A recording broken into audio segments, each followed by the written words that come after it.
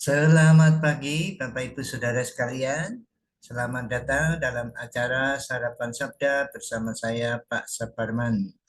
Sarapan kita pada pagi hari ini diambil dari 1 Yohanes 5 ayat yang ke-6 sampai dengan ayat yang ke-9 ya, 9. 1 Yohanes 5 ayat 6 sampai 9, demikian firman Tuhan. Inilah dia yang telah datang dengan air dan darah, yaitu Yesus Kristus, bukan saja dengan air, tetapi dengan air dan dengan darah. Sebab ada 3 yang memberi kesaksian di dalam surga, Bapa, Firman, dan Roh Kudus, dan ketiganya adalah satu. Dan ada 3 yang memberi kesaksian di bumi, roh, air, dan darah. Ketiganya adalah satu. Kita menerima kesaksian manusia, tetapi kesaksian Allah lebih kuat.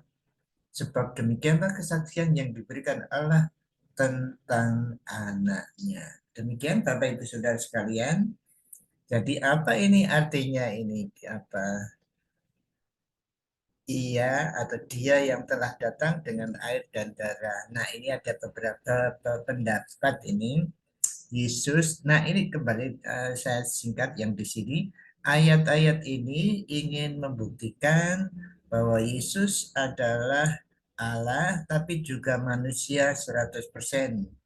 Oleh karena para pembaca itu digodai oleh orang yang keluar dari persekutuan karena Yesus itu Kristus, Kristus itu roh yang mulia dalam arti Yesus manusia tidak bisa manusia 100% seperti manusia biasa. Itu kelihatan seperti manusia saja, jadi Allah kok jadi manusia, itu tidak mungkin. Jadi mereka percaya, ada yang percaya Yesus itu pada waktu dibaptis itu jadi Kristus, itu baru Tuhan di situ, lalu mati, apa rohnya meninggalkan, seperti itu. Jadi manusianya itu, manusia Allahnya itu waktu dibaptis itu, sebelumnya manusia biasa, tapi tidak seperti itu ya. Yesus ya manusia, 100% manusia sejak dilahirkan itu, dan Tuhan 100%. Nah, makanya di sini si penulis menjelaskan ini apa ini artinya dia datang jadi Yesus di dunia ini dengan air, dengan cara air dan dengan cara darah. Itu bagaimana itu? Ada yang menjelaskan air itu baptisan. Pada waktu Yesus dibaptis itu ada kesaksian roh Bapa yang bersuara, anakku yang kekasih aku berkenan kepadanya, itu ada Roh Kudus turun. Ada seperti itu. Jadi air itu roh, lalu apa, nah, darah itu jelas itu pengorbanan atau penyalipan penebusan itu. Itu pendapat pertama. Pendapat kedua adalah ini apa, uh, air dan darah itu menunjukkan betul-betul manusia.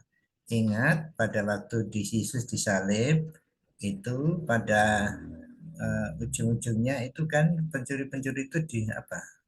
Dipukul kakinya untuk membuktikan bahwa supaya dia cepat mati, kok tidak mati-mati seperti itu ya. Jadi dua pencuri itu dipukul, tapi waktu datang pada Yesus, loh Yesus sudah mati, tidak usah dipukul kakinya.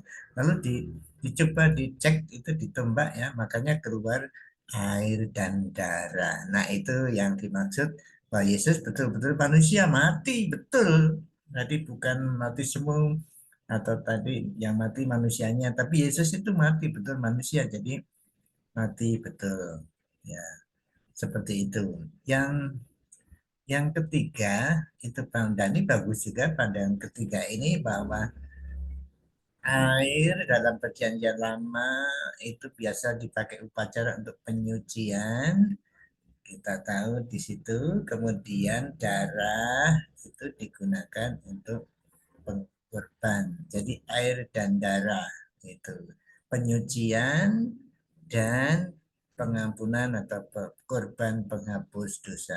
Itu ya Yesus datang seperti itu. Nah, itulah yang dimaksud kedatangan Yesus di situ. Nah, kemudian adalah satu saksi lagi yaitu roh ya. Roh menyaksikan jelas bahwa Yesus adalah utusan Allah. Dan kalau saudara membaca kisah Yohanes 16 di sana fungsi Roh Kudus, tugas Roh Kudus adalah memuliakan Yesus, menolong saudara dan saya juga meyakinkan dosa, membimbing saudara ke jalan kebenaran, tapi terutama juga untuk memuliakan Yesus. Jadi dalam ayat-ayat ini sesungguhnya si penulis satu Yohanes ini ingin menjelaskan kepada pembacanya bahwa Allah memberi kesaksian bahwa Yesus itu betul-betul manusia tetapi Tuhan, dia utusan Allah yang menyelamatkan Bapak Ibu Saudara dan saya. Perhatikan ayat yang terakhir itu ya. Kita menerima kesaksian manusia tetapi kesaksian Allah lebih kuat.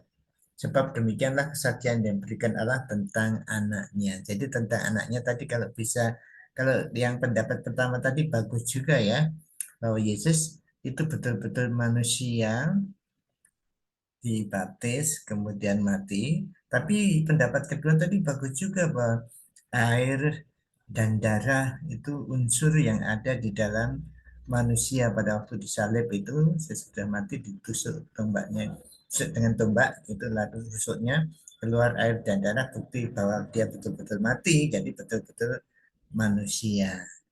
Kemudian kalau yang ketiga tadi apa, air itu gambaran penyucian, lalu darah itu gambaran korban. Bisa juga seperti itu, bagus juga pendapat itu. Dan juga saudaraku, kalau di Israel sana orang Yahudi itu kan kalau dua saksi itu harus sah ya, harus dua saksi. Jadi bagaimanapun juga Roh Kudus dan anak itu bisa saksi yang jelas. Dua sudah cukup atau tiga-tiganya tadi yang disebut sini tiga-tiga ya di situ. Tetapi kalau air dan roh jadi satu yaitu babu dia manusia itu juga dua. Artinya roh dan Yesus anaknya. Jadi ingin menjelaskan di sini Roh Kudus memberikan kesaksian bahwa Yesus adalah anaknya yang diutus Allah untuk menebus dosa manusia. Ini tekanan dalam ayat-ayat ini. Jadi Allah telah memberi kesaksian, yaitu Roh Kudus memberi kesaksian bahwa Yesus betul-betul adalah manusia, betul-betul menjadi manusia untuk menebus dosa kita. Bapak Ibu Saudara sekalian, mungkin kalau ada keraguan di dalam Bapak Ibu Saudara mengenai Yesus anak Allah yang diutus untuk menebus dosa-dosa kita yang menjadi manusia, betul-betul manusia, mari mohon pertolongan Roh Kudus. Roh Kudus meyakinkan saudara, memberi kesaksian bahwa Yesus memang diutus Allah untuk menebus dosa manusia dengan cara menjadi manusia mati di kayu salib untuk dosa-dosa kita. Mari kita berdoa.